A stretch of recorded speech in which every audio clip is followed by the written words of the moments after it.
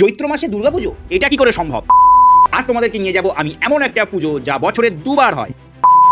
আজকে চলে এসেছি বেতুয়া ডাউরি থেকে প্রায় 6 কিলোমিটার দূরে তৈবিচারা, আর সেখানে হচ্ছে বাসন্তী পুজোর মেলা। তো আজকে সেখানে তোমাদের দেখাবো, চলো।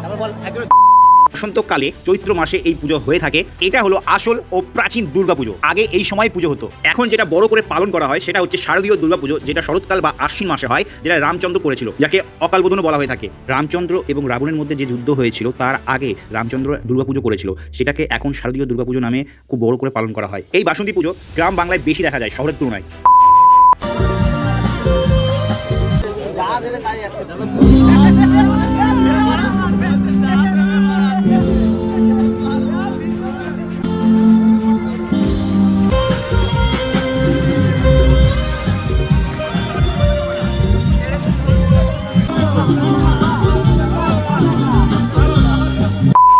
এই পুজো উপলক্ষে একটা ছোট্ট মেলা বসেছে, যেখানে তোমরা ছোট ছোট খাবার এবং বাচ্চাদের ছোট ছোট অ্যাক্টিভিটিস পাবে।